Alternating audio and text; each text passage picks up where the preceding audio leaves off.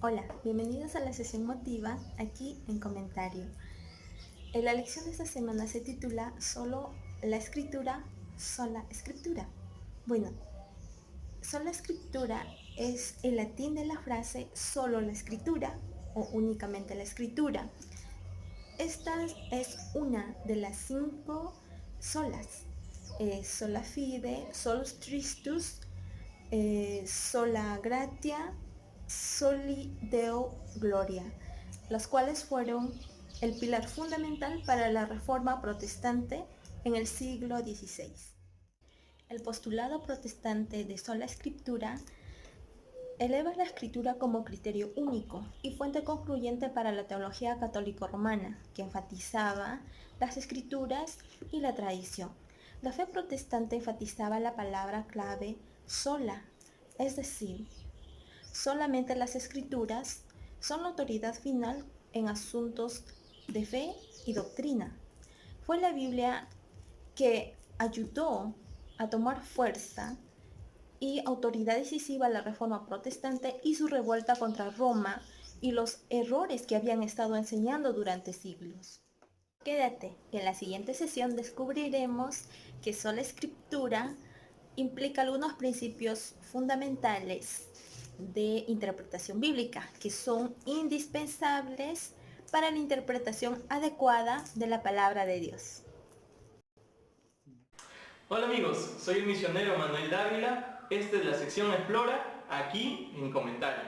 Esta semana hemos estudiado la lección Solo la Biblia, solo la Escritura. Versículo de memoria, que ya lo hemos visto. Voy a volver a repetirlo, dice en Hebreos capítulo 4:12, así la Biblia.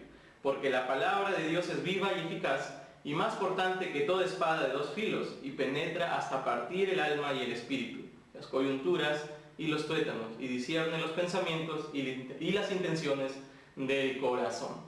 Esta semana hemos aprendido en la lección 4 puntos importantes. El primero es que la Biblia es una norma imperante, es la norma imperante para poder nosotros interpretar, para poder nosotros hacer teología.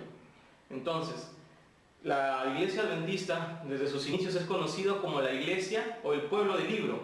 ¿Por qué? Porque es la Biblia la máxima autoridad para la vida y para la doctrina.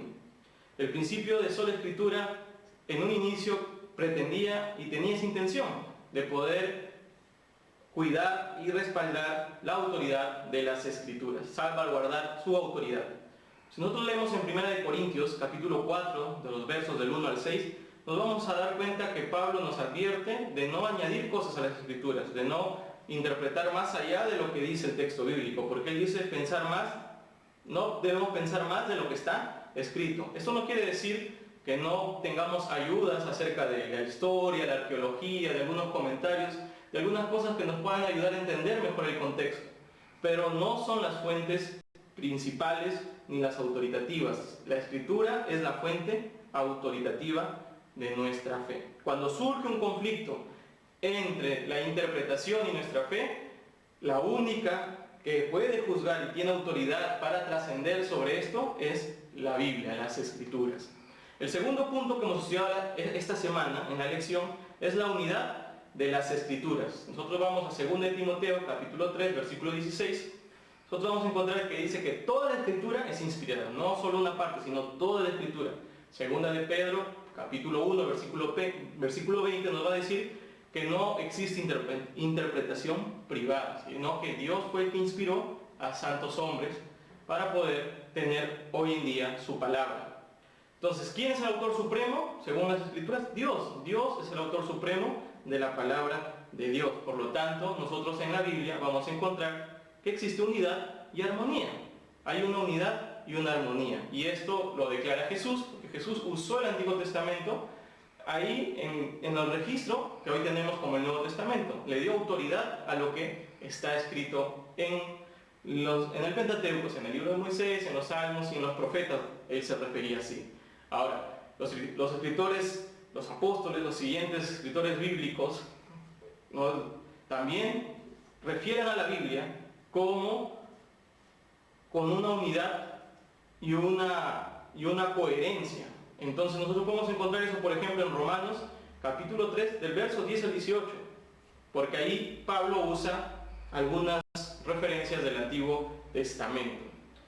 Nada de la Biblia es inseparable o incoherente, todo tiene una unidad, y el Antiguo Testamento no desacredita el Nuevo Testamento, sino que el Nuevo Testamento es un desdoble del Antiguo Testamento.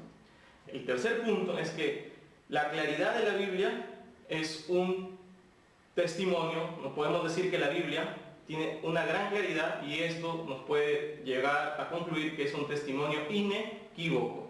No necesitamos un magisterio que nos diga que la interpretación es esta, no, porque nosotros creemos en que todos los creyentes podemos interpretar la Biblia. El sacerdocio de todos los creyentes incluye eso, que nosotros podemos estudiar y entender la palabra de Dios.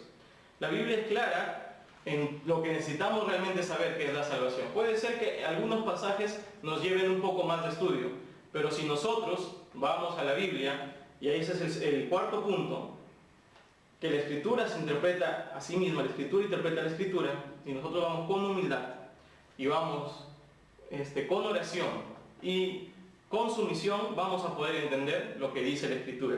Ahora, para poder interpretar la Escritura, un gran auxilio y una gran ayuda es poder hacer el estudio completo. Es decir, si yo leo un texto y estoy ahí viendo un tema, tengo que leer ese tema o esa palabra o algo que necesito tener más luz, buscarla en toda la Biblia, ver cómo se usa en toda la Biblia. Y ahí nos pueden ayudar mucho los diccionarios, ¿no? El idioma original.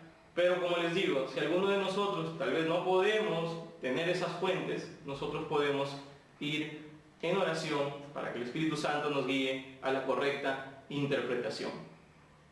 Muy bien, finalmente nosotros tenemos el quinto punto, que es Elena de White. Elena de White y la sola Escritura. ¿Cómo o qué podemos decir sobre este punto? Elena de White fue inspirada por el mismo Espíritu que inspiró para que se escriba esta Biblia. Pero Elena de White dice que nosotros no debemos usar sus escritos por encima de este libro. En el tiempo en que apareció Elena de White y empezó su ministerio profético, la Biblia estaba siendo socavada y muchos habían dejado de estudiar este hermoso libro por muchas circunstancias que sucedieron. Cuando ella apareció, ella con su ministerio hizo que todos volvieran a la palabra de Dios. Y su último discurso fue este. Ella levantó en alto la Biblia y les dijo a todo el auditorio que estaba ahí: les recomiendo este libro. Este libro es claro. Este libro tiene unidad, tiene coherencia, y es la única fuente de autoridad para interpretarla. Es así que desde aquí de Comentario te invocamos a que tú puedas, y te invitamos a que tú puedas interpretar la Biblia con solo la Biblia, sola Escritura. Que Dios te bendiga. Apliquemos lo aprendido. La Biblia es nuestra única regla de fe y doctrina, y no necesitamos depender de un sacerdote u otra autoridad de la Iglesia para que interprete las Escrituras por nosotros. Si nosotros buscamos humilde y piadosamente a Dios, Él nos proveerá de todos los dones espirituales que necesitamos para encontrarlo y seguir sus caminos.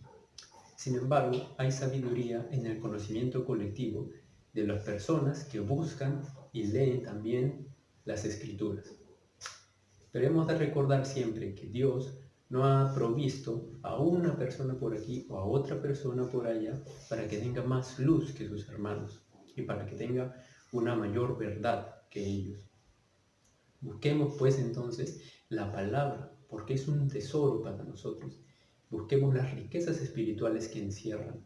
Y así como sentimos hoy la necesidad de una seguridad, de salud, de alimentación, sintamos también la necesidad de escudriñar por nosotros mismos la palabra de Dios. No nos descuidemos pues en las cosas mundanales o las cosas de esta tierra, porque sabemos que todo esto es pasajero. Sin embargo, la palabra de Dios es eterna. Hola amigos, mi nombre es Ruth Chupillón, esta es la sección Crea aquí en Comentario. Para esta parte he visto conveniente hacer una pequeña manualidad, muy sencilla tal vez, pero de mucho significado para quienes lo hagamos. Miren, se trata de un pergamino. al cual yo he titulado En mi corazón. Es muy sencillo de hacer, pues necesitamos solo de 3 materiales: la mitad de una hoja bond, lápiz y tijera. Lo que haremos pues es tomar la hoja bond y dibujar un pergamino con el lápiz. Posteriormente vamos a difuminarlo tomando nuestro dedo y frotando en los trazos del lápiz. Y finalmente utilizaremos unas tijeras para cortarlo y darle forma de pergamino. El tema de la lección es la Biblia. Es por eso que en mi pergamino he considerado algunas citas bíblicas que son significativas para mí. Primero, mi versículo de memoria favorito, el cual es Filipenses 4:13. Todo lo puedo en Cristo que me fortalece. Lo segundo que he insertado en mi pergamino es mi historia bíblica favorita de cuando yo era niña. Y pues para eso he pedido ayuda a papá y a mamá, puesto que mamá solía contarnos historias cuando mis hermanos y yo éramos pequeños.